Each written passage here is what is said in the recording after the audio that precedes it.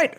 For the next part of segment 2, Heathen Dog is going to talk about the game system, character creation, and some aspects of the game to prepare you to play it. To want to survive in space. That's what I'll say. There you go. Survive in space. We're going to at least be born in space. You were born in space, now you're going to die in space. As always, we believe that role-playing games should take place in fantastic worlds, or apparently outside of them. The focus of the game should be on role-playing and having a good time trying to survive.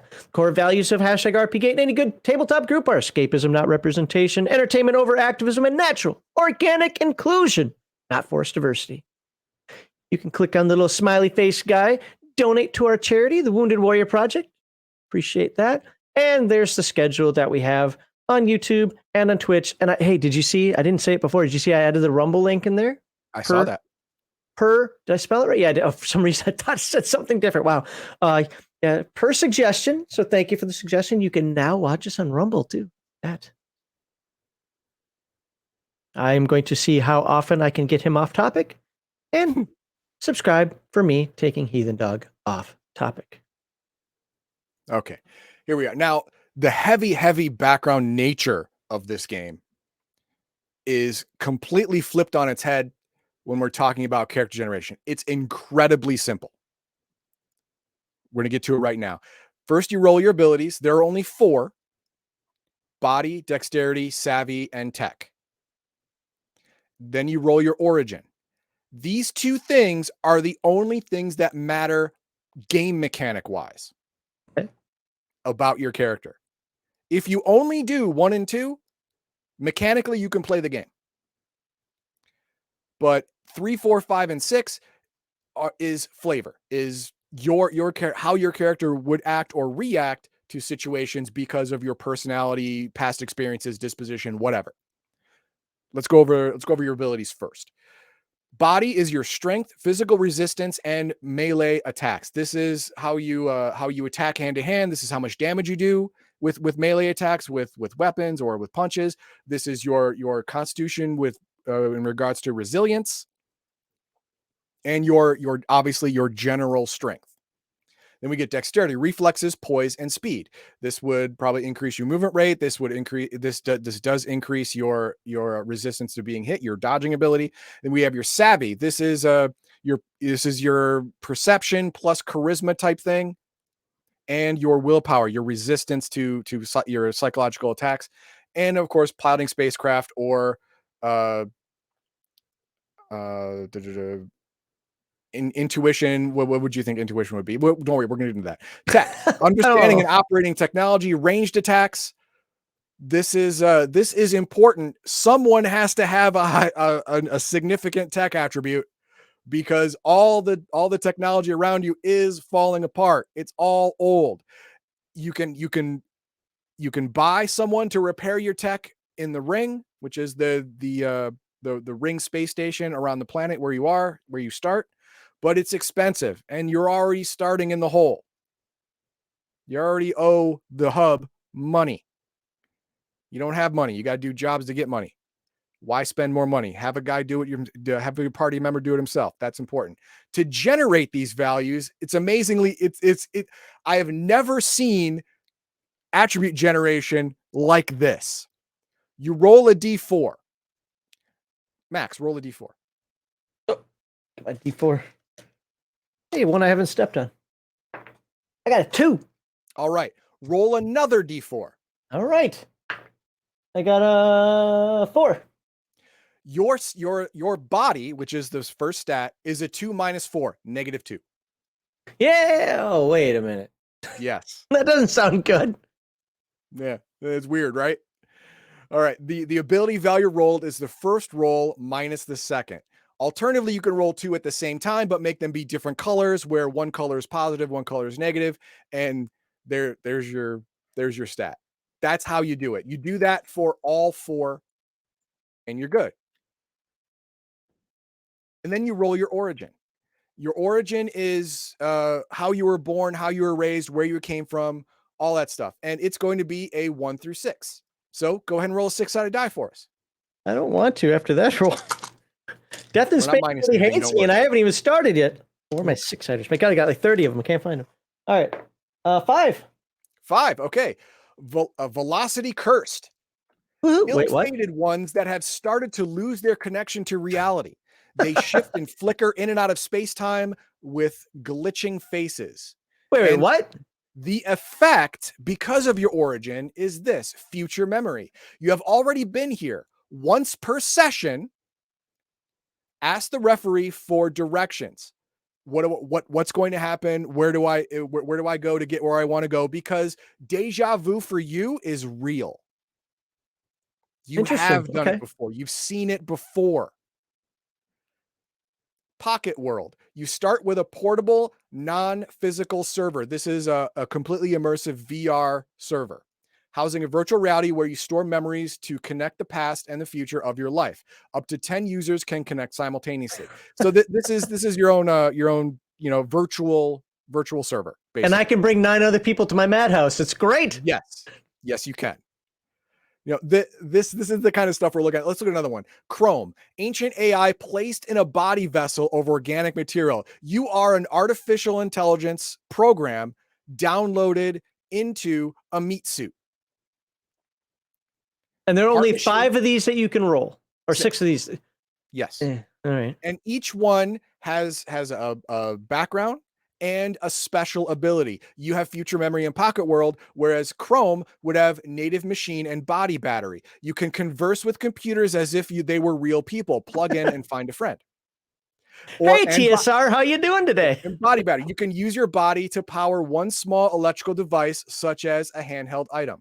Now, choose role origin and pick one of the 2 benefits. You get one of these benefits. Now, you can buy the other benefit later with advancement, with basically experience points, but you start with one. Now, body battery is neat because if you have a laser pistol, you can just plug it into your body and use it. I was going to say if you have a Mutsagen. Or you have a handheld computer, you can power it off that, stuff like that. Nothing large. You can't power a spacecraft or a space station. Oh. It is a handheld item.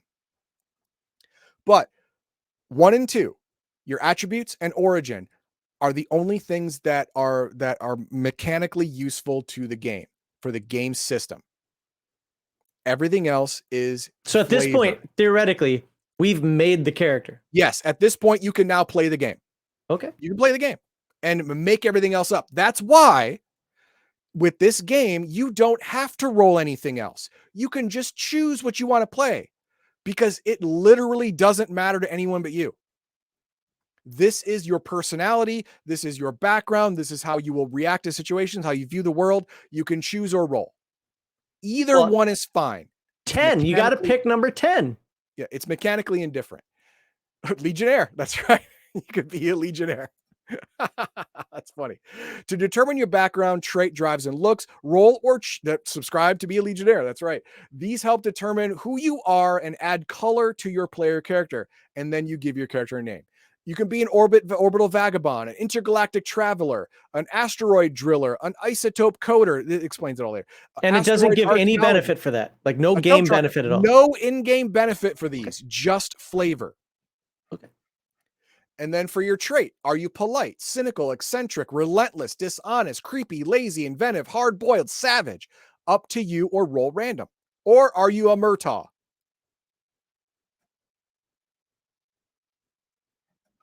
And then we move on to,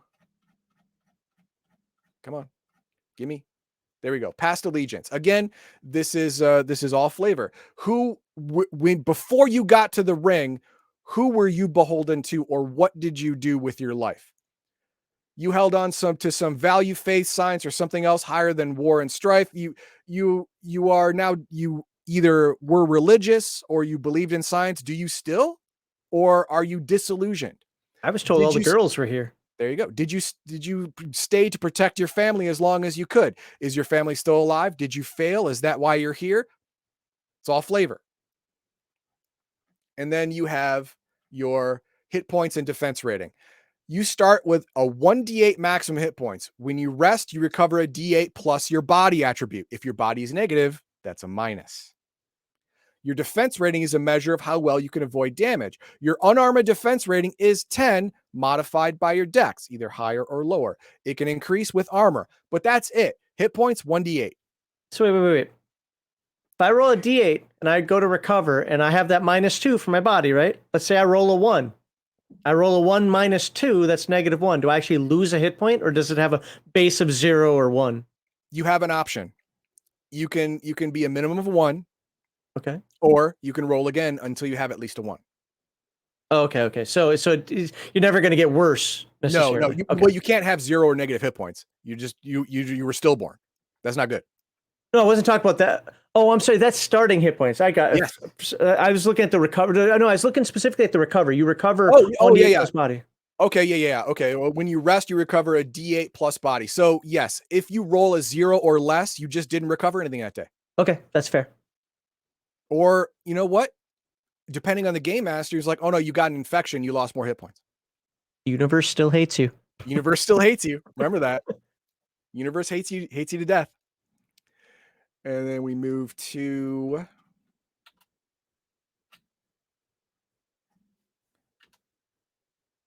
the art style for this game is very minimalist as well, as you can see. Look at this. But it's I can't talk. Evocative of the world. Yes. Or the setting. Yes. It invokes the bleakness of the setting by taking all the color out of the artwork, but still making it very gritty. So Heavy shadows. Yes. All right, and your gear and starting bonus. Okay, this is the items and possible weird power that you may have. I'm feeling a lot of paranoia stuff here when I read this. We'll do it right now. Savings. Hollows are the most common form of currency. You start with 3d10 spare hollows. When you come to the hub, you have.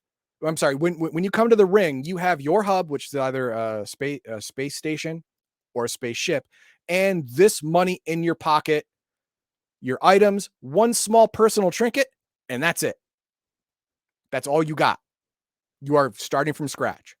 Item slots. You have 12 plus body item slots. Item slots are basically just an explanation of how much crap you can carry at one time. If you're bigger, you can fit more pockets on your body. That's the idea. Does it make perfect sense? No, it's a game. Shut up. There you go. Starting gear. For starting gear, roll or choose one of the starting kits and personal trinket. Okay, starting kit. Roll a d6. Do it. All right, rolling it now. I got a 2. You got a 2. You have the kit of a ring thug. Now, are you a ring thug? Maybe not, but you have the kit for it. I beat him up and took his kit. There you go. You come with a distillery kit, lockpicks, holographic playing cards, 1d4 doses of an unknown substance mixed in a bag. I told you I came here for the chicks. Oh yeah, and there are drugs here because it's existential dread time. So yes, there are drugs. They are bad and they are addictive, and you can screw yourself over with them. Awesome. Now, this starting kit may or may not fit the look of your character, but the thing is, this is end times, people. You get what you get. You keep what you can keep. So yes, you may have a tech of +3, but you may not get an engineer kit. You may get a prospector kit. You know, does that help you in engineering? No. Does it help you with tech stuff? No. Well, it has engine grease. Yeah, fair.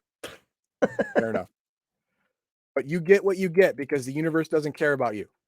And your personal trinket. This is something that that personally I would choose, but you can roll. Go ahead and I'm going to roll a d20, and it is 17. 17 is ancient synthesizer shaped like a gun. What? Yeah, ancient synthesizer. I don't know what that is even. I forget. When I heard synthesizer, I thought keyboard, but it's shaped like a gun. Yeah, you know. Okay. 2 glowing wedding rings. Ancient necklace inscribed with the letters USB. What is that? Is that an old USB drive? Maybe. Is it just garbage? Maybe. It depends on the game master. This is all just flavor and fluff until the game master doesn't want it to be.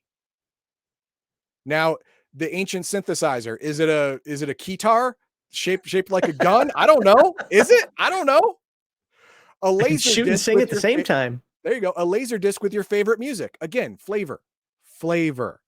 Is it worth money to the right person? Sure. Is it worth more to you as a memorabilia?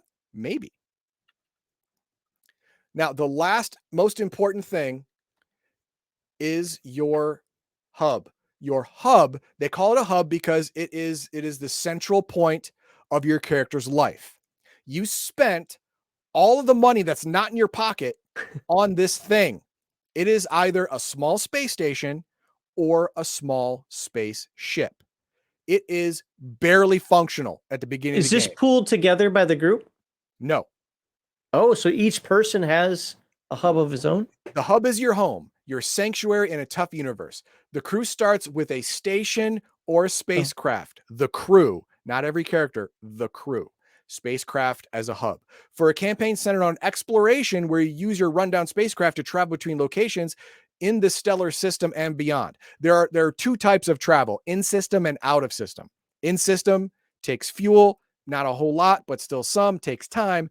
Out of system travel is some version of FTL travel, a lot of money, a lot of time, but that is where you're going to another civilization and stuff like that. If that's your goal, that's what you want to do, fine, do that. Or you can have a space station for a campaign focused on social interaction and intrigue in this Iron Ring system.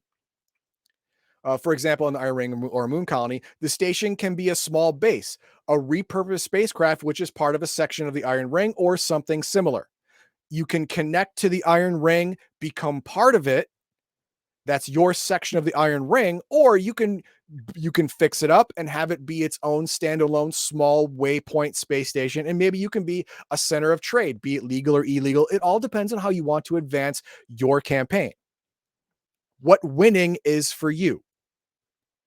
You choose which it is, spacecraft or space station. And when you start, your starting hub contains a power source and a set of core functions. As the game progresses, you can mount additional modules on it and add new possibilities and further define the purpose of the hub and the crew. Core functions. All hubs are equipped with a set of core functions. They do not cost any output power. Power is a thing. Remember, this is a gritty survival game. Power is not free. You have to allocate it. Command center. This is your bridge. Crew quarters, where you live. Life support. Everyone gets life support. Don't worry about it. Life support is free. Wait, right? I don't know. It's death in space. Are you sure? Well, you have to fix a hole if you have a hole, but once you fix the hole, air will come back. It's fine. Okay.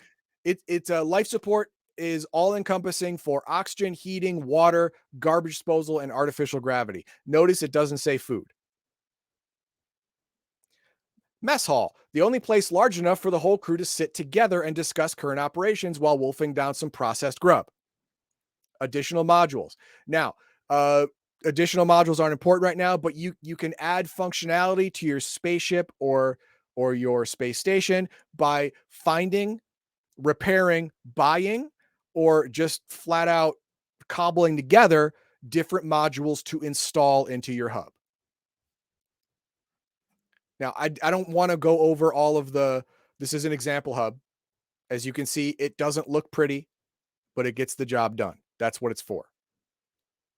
That's what you can expect in this universe. Again, you're not looking at pretty Star Trek stuff here. All right. You're looking at, the Millennium Falcon is the cleanest ship I've ever seen type scenario. What is that thing on the side? Looks like it wants to eat you. There you go. Yeah. Your spacecraft had a different purpose before you got hold of it. Roll to choose a background. Now, this is the background of your spacecraft. Again, this is mainly for flavor. It's a D20. I like number 4. You like 4? Okay. I got a 6. No, a 5. Can't 5, read. okay. Has traveled to the edge of the universe and back. Uh-oh. Now, this one, I like this one a lot because this is a what's that movie? Event Horizon. Oh, geez, no.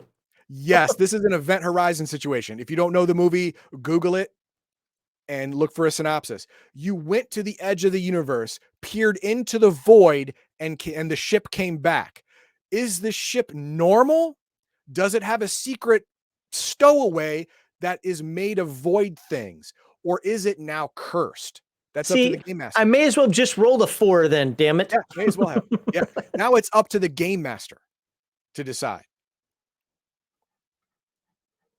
Again, it's nice. It's flavor. Hub quirk. This is a special quirk of your hub. Please tell me how my hub kicks me in the roll nuts. Another D20. I can't read dice. Looks like a 15. 15. I lied. It's a 16. There is a constant drip of diluted chemicals all throughout your hub. This is a quirk. You constantly dripping a strange chemical everywhere. It's freaking everywhere. You clean it, you patch it, another hole comes up. Is it important to gameplay? No. Does it change the mechanics of your starship or a space station? No. It's for flavor. That's what it's meant for flavor. That's it. And that goes over our character generation. Now we're going to get into some general rules. Before you do that, can you show the link to the character generator? You want just that? Show the folks what the character generator looks like. All right, stand by. I got to get into Discord. Okay. Yeah. Oh, yeah. If you can send me the link in private chat, I'll put it in the description. This game has an official character generator, and it's a one-stop shop click. That's all it is. Yep. And where are you? So I had to turn off my Discord. It was blinging way too early, way too often at the beginning of the stream. I understand. And here it is. Copy. Paste. Boom. I can put it in StreamYard as well. And yes, you can put it in Rumble. There's the link, and I'm going to show it right now. Can you post that in a private chat so I can copy it? Sure can.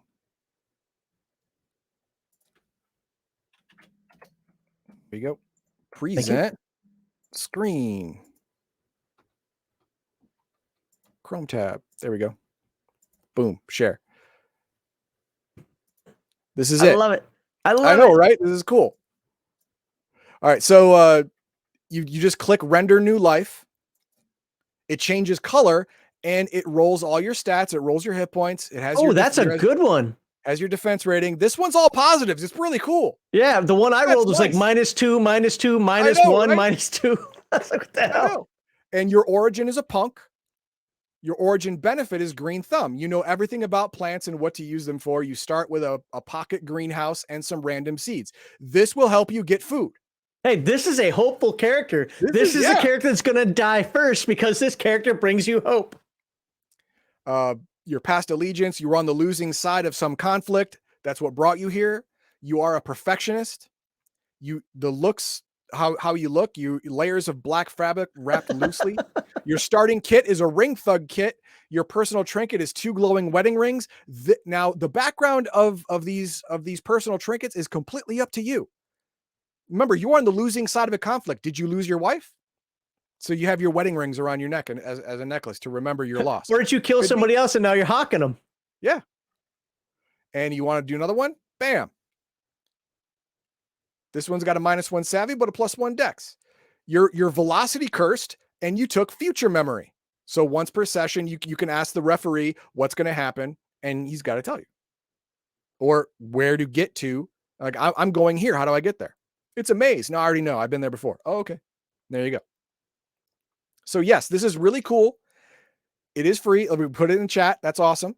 And you can use it to quick make a character. Like I said, the characters are so easy. This doesn't take away from anything. If you don't care about your origin, if you don't care about your background, your traits, your personal trinket, your kits, and you don't want to pick them, you just want to get a character and go, this is it. You can print that out too. Yes, at the bottom of the page. Does it show how it prints it? Because I haven't actually seen. How does it print out? Can you click? Yeah. It prints it out exactly as you see it, except in black and white. Oh, okay. So you're not using color on your printer. That's it. Okay.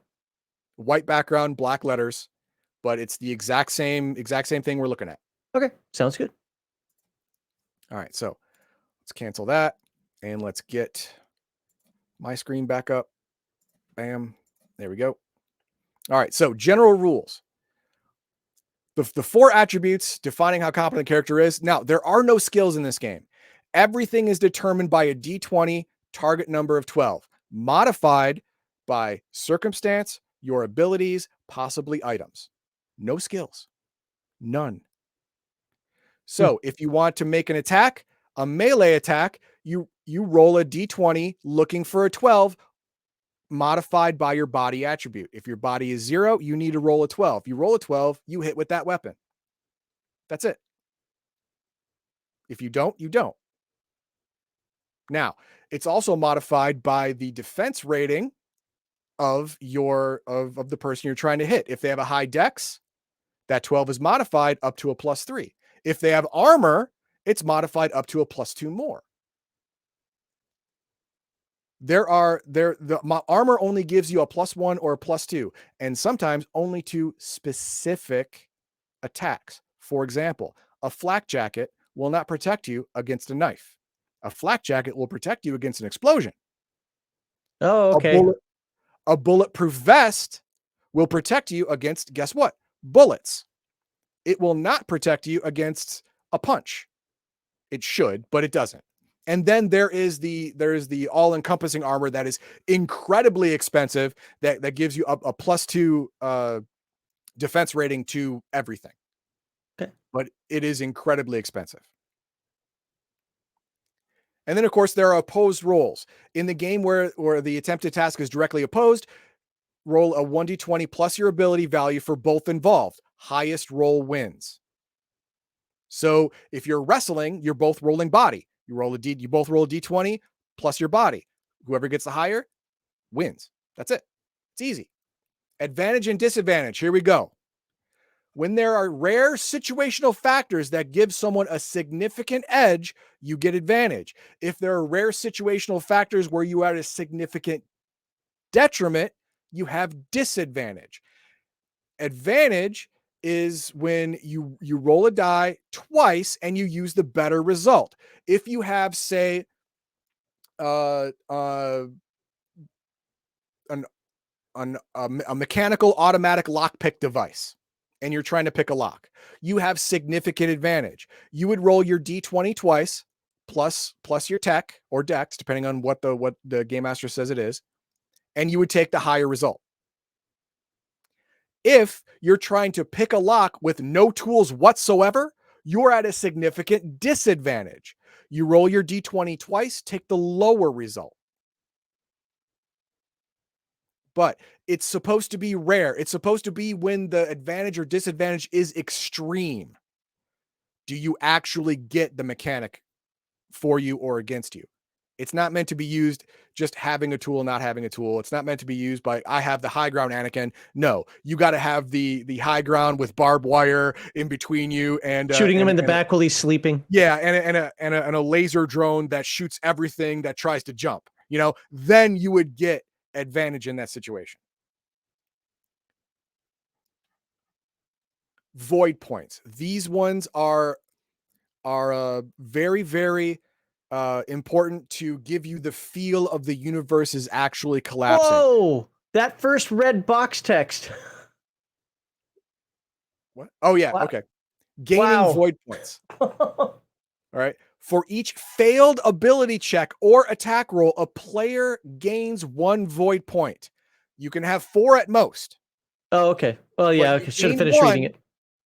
Every time you fail an attack roll or an ability check, and there are no skills, everything's an ability check. Everything.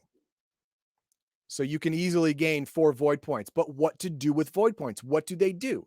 1 void point can be used to gain advantage on an ability check or an attack roll. Activate a cosmic mutation. Now, the void points are a symptom of the dying universe. Energy from or something from outside the universe is leaking in and causing these anomalies. Now, if you have a cosmic mutation, which you may not have, you can use a void point to activate a cosmic mutation. This is a special void ability that I'm going to get into later that you have that you can activate to create a special pseudo magical effect.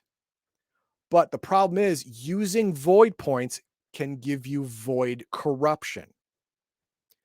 If a void point is spent to gain advantage and the roll still fails, you roll a d6. If the result is equal to or lower than the amount of current void points you have, you get void corruption. No void point is gained for the failed roll.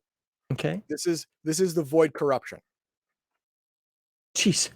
So having void points is easy to get. The problem is if you use a void point and you still fail in your endeavor, having 3 void points sucks because there's a 50% chance you're going to get corrupted.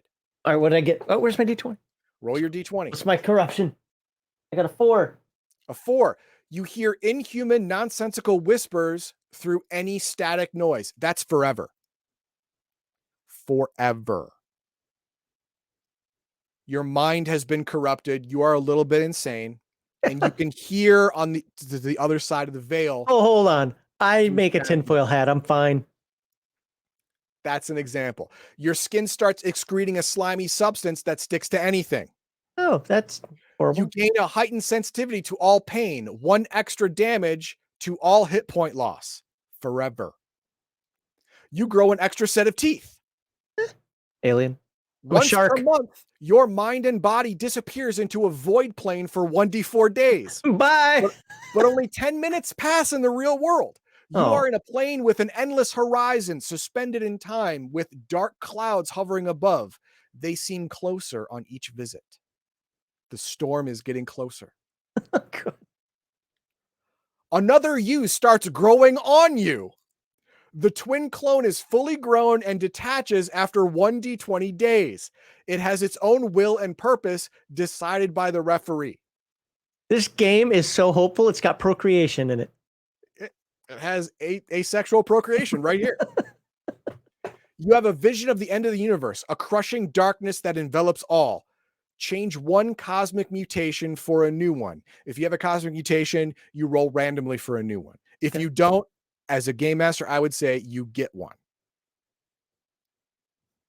But what is this cosmic mutation? Well, let's find out. These are the possible cosmic mutations. Again, roll a d20. 10. 10. Symbiotic. Can take over a small animal in sight by sending whispered commands through the void.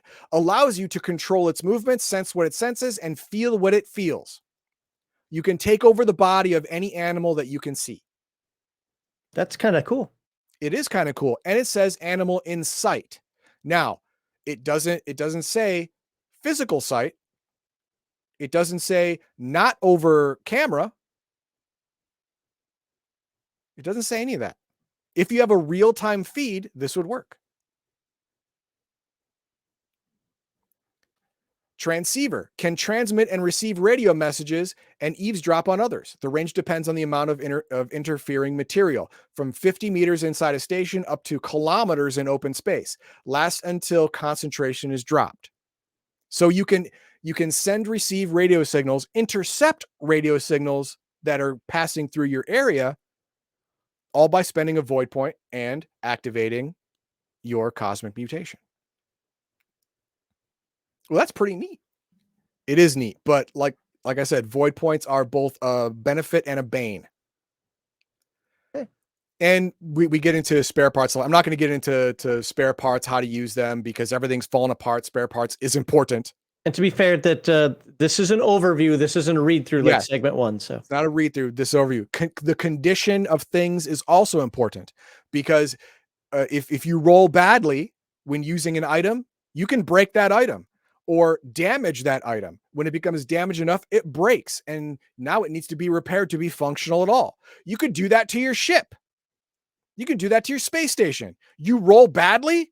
Oh crap! I broke the lights. Or I broke the gravity generator. Crap. The only thing you can't break is life support. They're not going to do that to you. That's too much. Everything. No, we want to kill you slowly, not quickly. What the heck? Yeah, not quickly, slowly. That's the idea. Now we're going to get into a little bit of combat example, and then we will move on to campaign ideas. Okay. Combat rounds. Combat is structured into rounds representing about 10 seconds of in-game time. This is normal, common in many games. A combat round is 10 seconds. In each round, every participant gets one turn each where they can perform an action and move about 15 meters. So you can move and use an action. It's a little low for most Year Zero game, or I know it's not Year Zero, but most Free League games. Usually we're in a confined space, right? We're either in the hub or we're in the Iron Ring. That's and fair. everything is cluttered. To be clear, I'm not complaining. Yeah, the floor is constantly littered with cables and wires. So moving quickly and moving far are two very, very different things. Initiative and turn order. Go ahead. The one who initiates the conflict begins the first combat round. Mm-hmm. If unclear, determine randomly. When a participant has taken their action, they pick the next one to act, either friend or foe. Does that seem weird? Yes. It is weird. But okay, here you go. If this actually makes striking first very beneficial. If you initiate combat, you go first. If you say, I attack, you go first. And then you choose who goes next. You set the tempo of the combat round by choosing the next person after you. It's a very big caveat to that you'll hopefully get to here in a second. It works that way for the game master too. If the game master attacks first, he goes first, and the NPC chooses who goes next. So it's a game of gotcha. First to strike, first to wound, strike fast, strike hard. It's Cobra Kai, baby. And then there's the but. No, the but is the last person to go determines who acts first in the next round.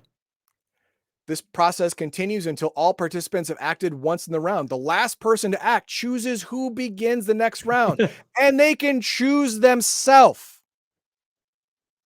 So yes, it's a rub, but it's a rub on both sides.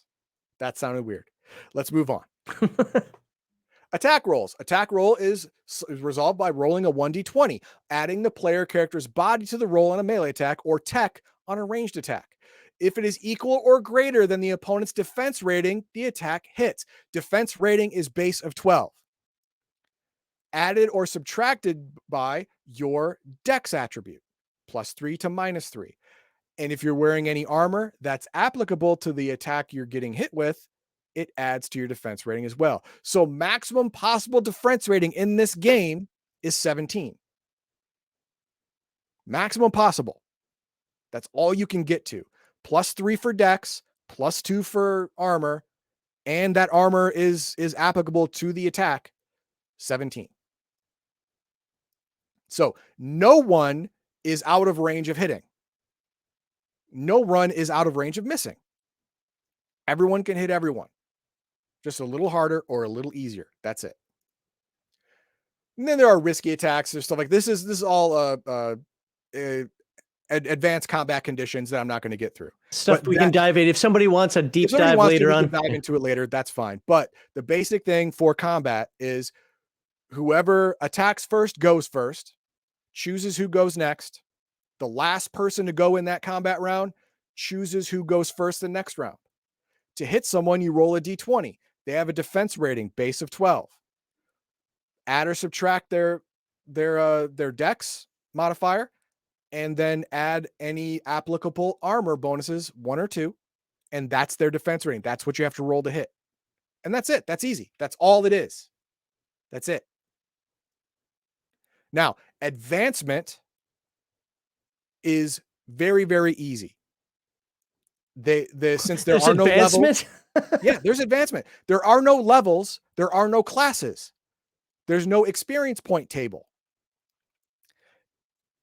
Here, as a matter of fact, let's go back to the cover. Front page. I didn't write it down. I should have. And we go down to the table of contents. I do like the layout of this book. The layout is good because the table of contents is also linky. So we go to the end and we get, where's advancement? Improvement. There we go. Here we go. Advancement. At the end of every game session, discuss and answer the following questions in the group. Each positive answer grants 1 experience point to the player character. Did you repair something? I love that. Check. I love that as the first one, too. Yes. Yes. Did you deliver on a dangerous contract? You get hired to do things to get money. Now you got the money, but did you complete it? Yes. Oh, experience point. Did you use at least 1 void point? You get experience points for that. Not, I used 18. Well, you still get 1. Shut up. Did you discover a new and potentially dangerous place? It just says you can just be new. It doesn't have to be dangerous. It could be new. Did you gain a new enemy? Did you find someone new you can trust? Did you contribute with something especially memorable? All of these yeses give you an experience point. And this is how you improve your character. Increase your ability, raising it to at most +1. So you start with a -3, right? In something. 5 experience points will make it a -2. If you have a 0 in something, 5 experience points will get you a +1. But if your attribute is already a +1 or higher, Yep. it costs 3 times the value it's going to be in experience points to raise. They don't want you having a whole lot of pluses. This game does not want They that. want you to make you wait to get there. Exactly. Yeah. So if you're going from 1 to 2, 2 times 3 is 6. It'll take 6 experience points to go from +1 to +2 on an attribute. You want to increase your maximum hit points by a D4, cost you 5 experience points. You want to gain a cosmic mutation. One ability must be lowered by 1. What? And then you roll random and you pay 15 experience points. Remember, you don't start off with a cosmic mutation. You can get one through void corruption or you buy one with experience. Gain 1 additional origin benefit. Remember, each origin benefit had 2 things. You want to gain the other one? It'll be 15. Now, the thing about this, it's not specific. It says gain 1 additional origin benefit. It doesn't say gain the other origin that you have. Gain the other benefit from the origin you have. Does it? It doesn't say that. It says an origin benefit. By the reading of the rules, that would be a benefit from any origin, even one that's not yours. But that's up to you in the Game Master. So that's the basic system of this game. Very easy. Very easy to remember, very easy to navigate, very easy to advance. And the play is supposed to be role play heavy. That's what this game is. It's role play heavy, rules light. So if you're into that kind of game, this is for you. Easy to pick up, easy to learn. You can be on the ground running in 15 minutes or less. Simple. After what you said here, I'm the rules of the game don't bother me. I don't mind that rules lightness. But this game needs a source book or something. Needs an expansion book, because after playing it once or twice, I could see not being interested in playing it again. Do once as a space station, do once as a spaceship, because there are only 6 backgrounds. Excuse me. Wait. Sorry. When you say once or twice, you mean once or twice campaign? Yeah, campaigns. Okay, see, we don't make that distinction. Once or twice enough. game session? No, man, there's no way you can do anything significant in 1 or 2 game sessions. No, I agree with you there. I'm talking, with campaigns, or even if a lot of characters die, because it'll start becoming very redundant. There are only 6 backgrounds. There are only, there's a limited number of things that it actually has there. Now, to be fair, I know somebody's going to say it, so I'm going to say it before you can put it in chat. The Game Master can come up with any additional ones that he wants to do for his game. Sure. I absolutely get that. I'm just saying that by the book, I wish some of those things that were D6s would have been D20s. I understand. Take a little bit more time to come up with some more backgrounds or something. Okay, now to help you out, there are listed factions on the Iron Ring. Several of them. So you can align yourself with this faction. It gives you this benefit, but it makes you an enemy of that faction. It's all very political and role play intensive. So each time you could choose something different, you could choose something the same, but work it differently. You can be on your own, whatever. So for a new campaign, there is options to play more than once or twice. You can probably get 3 or 4 out of this, but to make any significant progress in this game, you're looking at months of game sessions. Which for the first playthrough, yeah, that would be great. Well, how much does the book cost? I don't remember. Well, it's probably not going to cost more than $10, especially a PDF. So getting a year's worth of role play out of a $10 PDF, I call that a win. Sure. I'm not complaining about the game. I'm just saying, like, the rules were fine because I can handle a rules light game as long as they're meaningful. And this seems meaningful enough has enough gravitas around it that it's worth it. It's the character creation. Like, if you die 4 times, you're going to be starting to roll a lot of redundancy.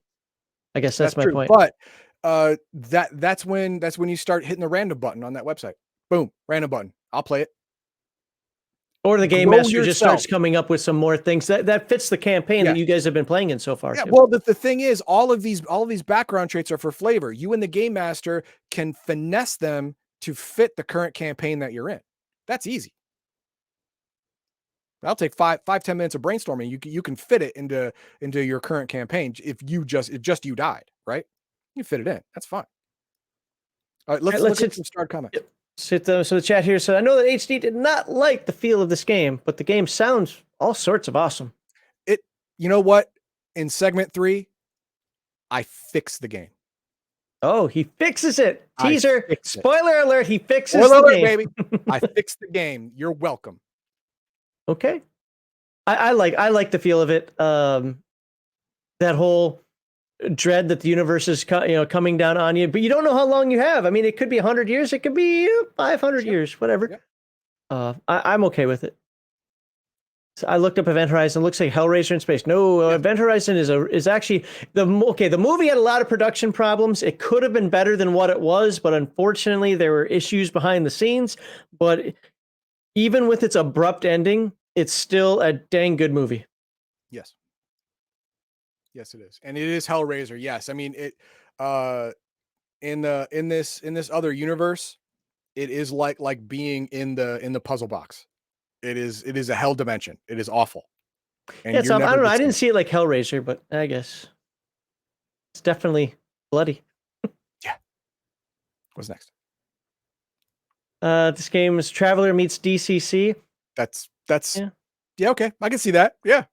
Got the DCC corruption, and you got the Traveler. When you make a character, it's simplistic and wants to eat you right from the beginning. And Hawkman says, search one of sort of void corruptions like Chaos and Warhammer. I don't know what Chaos and Warhammer is, so a little bit. Yes, it is. Yes, it is. In Warhammer, there's a Chaos dimension where that's how you do faster than light travel in some aspects, and sometimes you can bring chaos corruption into the real world, and it causes all kind of bad stuff. All right, did not know that. All right, there we go. So hopefully y'all like that. Like, subscribe, share, do all the YouTube thingies, do all the Rumble thingies. But I don't know where to find you on Rumble. Here, let me put this up here real quickly. You can see the Rumble links on there. Back us on